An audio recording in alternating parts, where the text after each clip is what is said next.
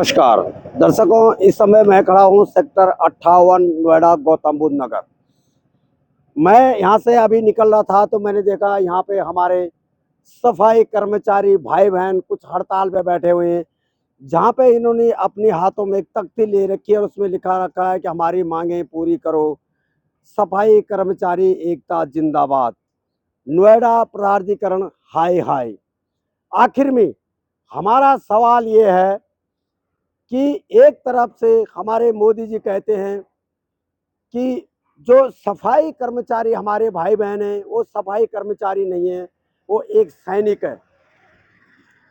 दर्शकों, ये सच है कि एक फौज वो होती है जो हमारे बॉर्डर को और हमको सुरक्षा देती है, लेकिन एक फौज हमारे सामने ये बैठी है जो हमारे देश का स्वच्छता रखने का जुम्मा लेती है। ये सोचने वाली बात है और समझने वाली बात है कि एक फौज वो है जो हमें सुरक्षा देती है और एक फौज ये है जो देश को स्वच्छता और साफ रखने का जुम्मा लेती है। आखिर में क्यों छोटी छोटी बातों लेकर आखिर में क्यों इनको धरना प्रदर्शन करना पड़ता है? क्यों? मोदी जी का वो दिन भी याद करना चाहिए जब वो कुंभ के मेले में साफ सफाई लेकर इतने खुश हुए थे कि उन्होंने हमारे जो सफाई कर्मचारी हमारी जो भाई बहन है माता बहन है उनके स्पेशल उन्होंने पांव धुले थे, फूलों से वर्षा करी थी और फूल माला चढ़ाई थी। हमारे उत्तर प्रदेश के मुख्यमंत्री योगी आदित्यनाथ वो भी हमेशा गरीबों के साथ खड़े रहते हैं, सफाई कर्मचारियों के साथ वो खड़े रहते हैं और हमेशा सबसे ज़्यादा वो जो हमारे सफाई कर्मचारी भाई बहन हैं उनका सम्मान करते हैं। ठीक है, लेकिन आखिर में इनको आज ऐसी क्या जरूरत पड़ गई, ऐसी इनके साथ क्या हो रहा है जो ये भूख हड़ताल पे बैठने को मजबूर हैं? एक तो सरकारी नौकरियां खत्म है, ऊपर से संविदा में काम करते हैं और फिर छोटी छोटी मांगों को लेकर आखिर में क्यों इनको धरना प्रदर्शन करना पड़ता है? इसी को लेकर मैंने आज देखा कि यहाँ पे हमारे कुछ जो भाई बहन है वो धरने पे बैठे हुए हैं, तो हमने सोचा क्यों ना इनकी समस्या क्या है, क्यों धरना पे बैठे हुए हैं, ये जानने के लिए सेक्टर 58 गौतम बुद्ध नगर पुलिस थाने के पीछे मैं जस्ट खड़ा हूँ। तो आखिर में हम पहले बहन जी से पूछेंगे कि आखिर में धरना देने का आपकी वजह क्या है? क्या वजह है? मेरे पति यहाँ पे ड्यूटी करते थे। अच्छा। ऑपरेशन ऑपरेशन के दौरान हाँ। उनकी मृत्यु हो गई थी। अच्छा। 10-15 दिन से काम कराया यहाँ पे हाँ। और अब ड्यूटी पे नहीं लिया जा रहा है और ऐप में ना। आपके पति थे हाँ जो जी। यहाँ पे काम करते थे, हाँ जी। ऑन ड्यूटी पे किसी वजह बीमार से वो हाँ खत्म जी। हो गए, हाँ जी। उनका देहांत हो गया, हाँ तो जी। उनकी जगह आपको रखा है? नहीं रखा क्यों, क्या बोला गया? के नहीं लेंगे ड्यूटी पे। अच्छा, हाँ क्यों जी। नहीं लेंगे, क्या कारण है? कुछ तो कारण बताया होगा। नहीं बताया। आपका नाम क्या है? पूजा। पूजा जी। कितने बच्चे हैं आपके? 2 बच्चे हैं मेरे। 2 बच्चे। छोटे होंगे अभी? छोटे हैं। कौन से क्लास में पढ़ते हैं? अभी पहली क्लास में है। आपका पति का नाम क्या था? विकास। विकास जी। आपकी क्या समस्या है? इसी के लेके धरना है क्या? हाँ जी, इनके लिए ही है। दोनों उनको ड्यूटी पर रखा जाए, 2 सेक्टर के 60 के हाँ। और एक इधर का। तो आप देख रहे होंगे ये भी गंभीर समस्या है। ये पूजा जी हैं, इनके 2 बच्चे हैं छोटे छोटे।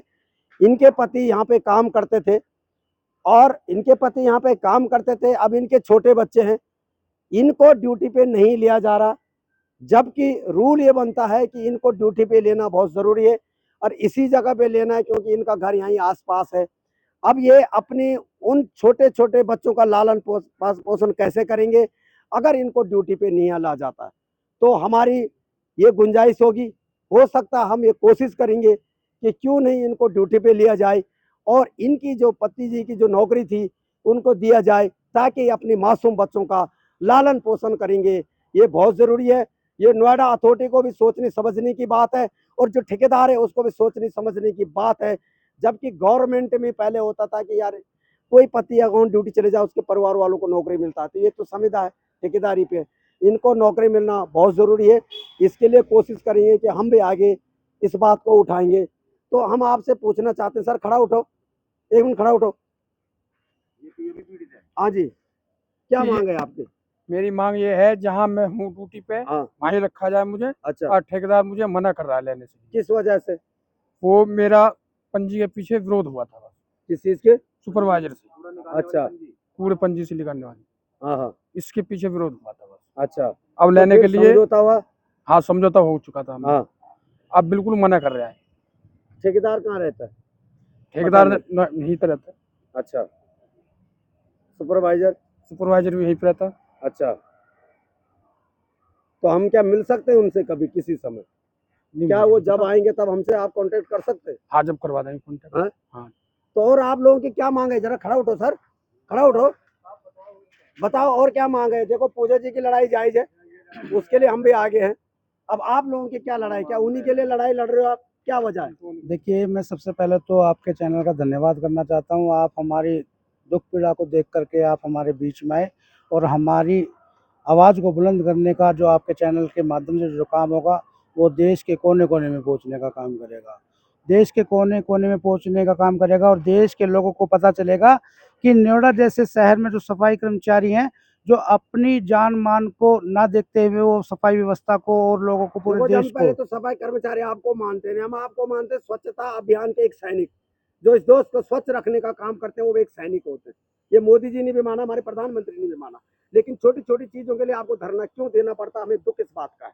माननीय मोदी जी ने कोरोना जैसे टाइम पर इसी सफाई कर्मचारी वर्ग के लोगों के पैर भी धोए हैं, इनको फूल बरसा करके उनका स्वागत भी किया है। लेकिन आज नोएडा प्राधिकरण में जो ये अधिकारी बैठे हुए हैं, ये अपनी मनमानी कर रहे हैं और ये मनमानी इनकी इसी तरीके से है क्योंकि ये जो लड़का है जिससे आपने अभी अभी बात करी है, उस लड़के ने एक पंजी को लेकर के सवाल जवाब किए क्योंकि ठेकेदार द्वारा जो यहाँ काम चलता है सेक्टर 60 में 58 में, उस ठेकेदार द्वारा पूरी तरीके से सामान नहीं दिया जाता क्योंकि एक दो ही सामान होते हैं और कंप्लेनें 10 ही हो जाती हैं।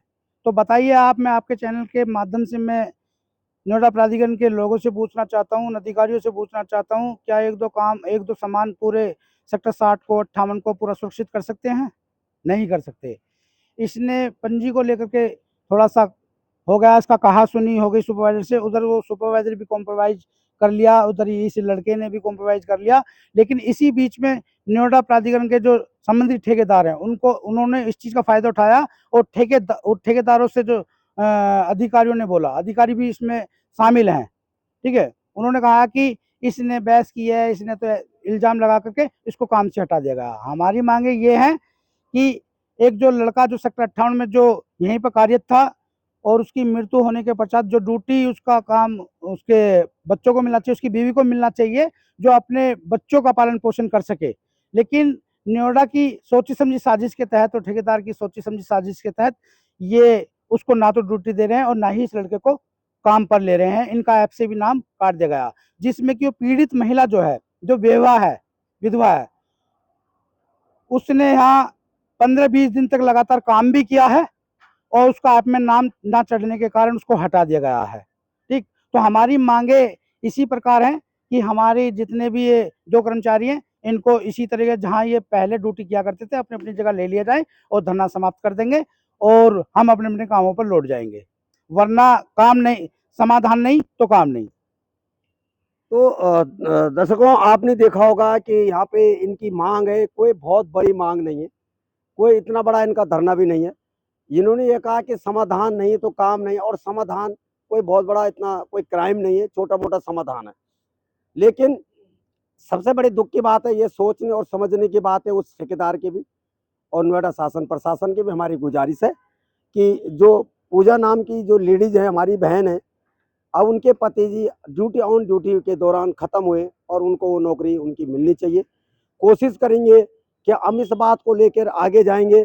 जो यहाँ पे दूसरे भाई हैं, इतनी बड़ी समस्या नहीं, कहा सुनी हो जाती है। इन्होंने उस चीज़ के लिए माफ़ी भी मांगी है कि भाई मेरे से कहा सुनी हो गई तो कोई गलती हो गई, कोई दिक्कत नहीं, लेकिन अब इन्हें काम पर रखा जाए। क्या भाई लोगों, आपसे हमारी ये गुंजारिश है, क्या यही मांग है या और कुछ भी मांग है आप लोगों की? ये बताइए। हाँ, यही मांग है। दोनों कर्मचारी अपने अपने कार्य पर पहुंच जाए, उनको उसी तरीके से कार्य पर रख लिया जाए जहां ये पहले कार्य करते थे। बाकी हमारी कोई मांग नहीं है, इस हड़ताल को समाप्त करेंगे, हम अपने अपने कामों पे लौट जाएंगे। तो यानी आपकी इससे बड़ी, इससे अलावा और कोई मांग नहीं है, ना कोई ड्यूटी और से लेकर, ना कोई पैसा से लेकर, ना कोई सैलरी से लेकर, बस मात्र ये है कि इनके जो हस्बैंड खत्म हुए हैं इनकी जगह इनको ड्यूटी रखा जाए ताकि ये अपनी बच्चों का लालन पोषण कर सके। और ये जो इनको जो ऐप से हटाया गया इनको फिर से उनकी जगह पे बहाल किया जाए, जबकि इन्होंने जो भी है सॉरी गलती जो भी है आपस में समझौता हो गया। तो और कोई मांग नहीं है ना आप लोगों की? जी नहीं, और मांग नहीं है। तो नमस्कार दर्शकों, आपने देखा होगा कि समय हम 58 सेक्टर में जो हमारे यहाँ पे 40-50 लोग अभी जो यहाँ पे बैठे हुए हैं, उनकी कोई इतनी बड़ी मांग नहीं है। बस ये मांग है कि जो पूजा देवी है, जो जिनके हस्बैंड खत्म हो गए उनको नौकरी पे बहाल किया जाए, और एक और जो व्यक्ति है दिनेश जी हैं, जहाँ पे वो ड्यूटी कर रहे हैं उनको वहाँ पे बहाल किया जाए ताकि हम अपने काम पे लौट जाए। क्योंकि इन्हें भी अच्छा नहीं लग रहा है कि इनकी वजह से कहीं पे काम रुक रहा हो। जो बंदा सुबह आता है और काम करता है, अगर वो थोड़ी देर बैठता है तो उसको ये लगता है कि मैं गलत बैठा हूँ, लेकिन कहीं ना कहीं एक गरीब की एक मजबूरी होती है, अपनी मांग रखने का एक जरिया होता है। जब कोई उस गरीब की मांग नहीं सुन सकता है तो उसका एक ही काम है कि वो कहीं पेड़ के नीचे या खुली धूप के नीचे सड़क पर बैठ सकता है। तो नमस्कार दोस्तों, ये लड़ाई हमारी भी जारी रहेगी। तो मैं सूरत नेगी, हकीकत देखो, सेक्टर 58 थाने के पीछे गौतम बुद्ध नगर, नोएडा।